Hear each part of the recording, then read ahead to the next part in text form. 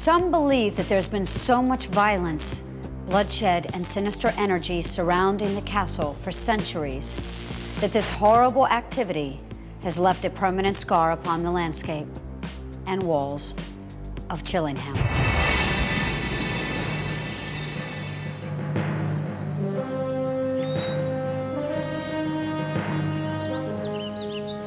Northumbria, England, has a dark past filled with violence and terror.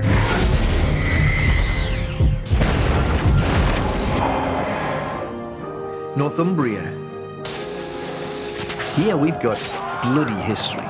Horrible, awful, gruesome and grisly history. Because it's had thousands of years of the land being fed not by the rain or by water, but by the blood of human beings.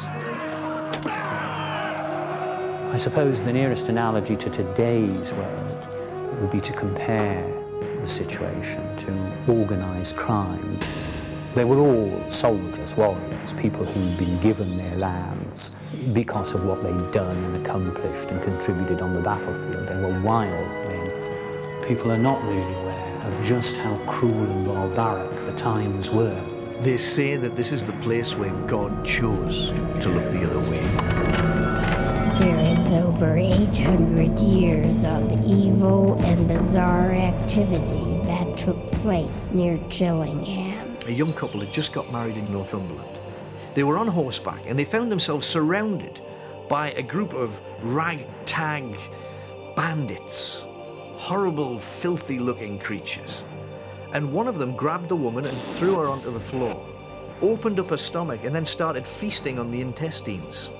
Now, the bridegroom rode his horse as fast as he possibly could to Edinburgh, and they sent soldiers back to try and find these bandits.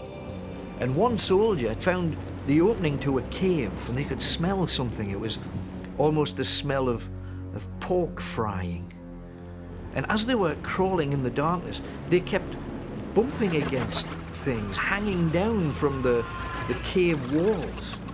And one of them had a torch and looked up, and they found half the woman's gutted body hanging from the walls with arms, limbs, torsos of 15, 20, 30 people hanging, salted, ready to eat.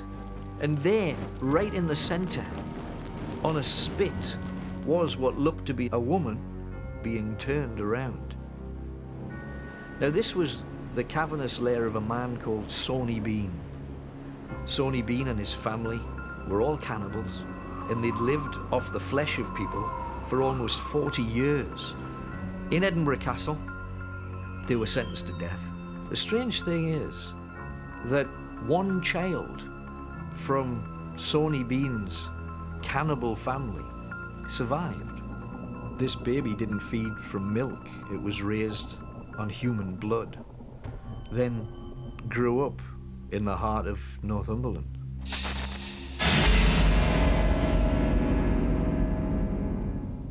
Immense fortresses were built for protection from the barbaric forces that roamed the land. Everybody has this glamorous picture of the British castle, and if you look at the sea and the castle walls, it does look incredibly picturesque. The truth is, these castles were made to kill people. They weren't the deluxe LA home. They're there to frighten, show everybody that we are the power, we've got more than you. And these castles were impregnable. They were the nuclear weapons of the day. They were the strategic weapons of the day. The construction of one of the most notorious castles began in the 12th century. Its power to intimidate was legendary. Chillingham. Big castle, strong castle. It's one of the most evil and vile places on earth. It's the home of the torturers. 97% of everybody that went into that castle didn't come out. It's a horrible killing machine.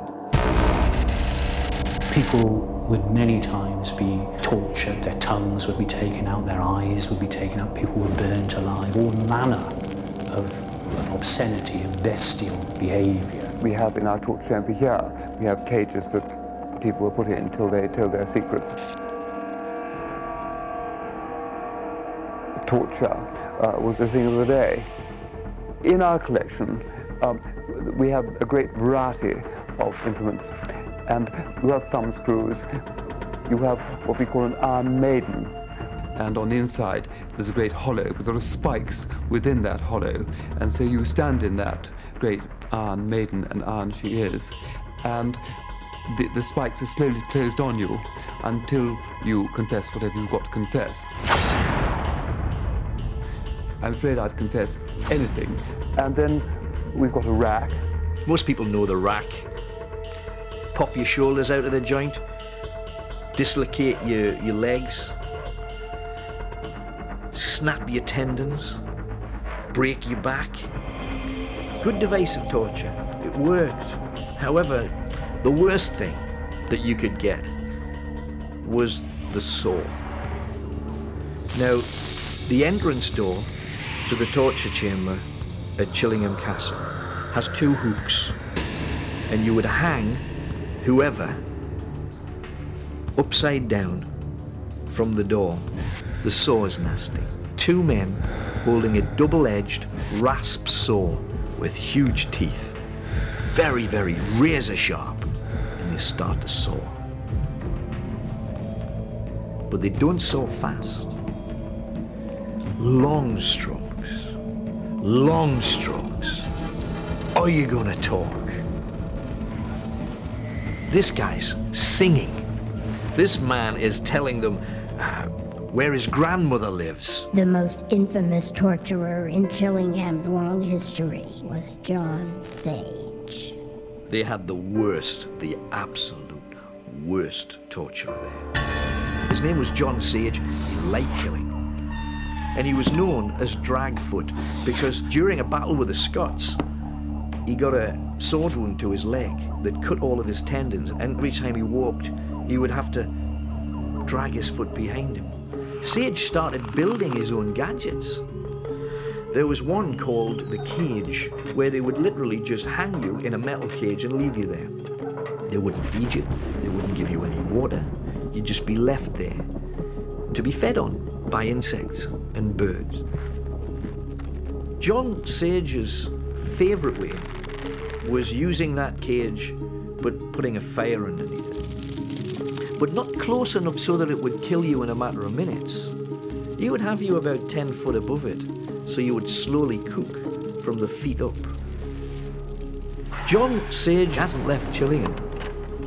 He's still there. You can hear the sound of his feet dragging along corridors. You can't have that much evil, that amount of anger, that amount of viciousness, without it leaving a stain. Coming up next. The smell in this room is sickening, the smell of death. We had someone come and exorcise the ghosts. He said, I can't touch them, they're too strong. It's really haunting. All I ask is that for 1 second you consider, what if it's true? What if it's true?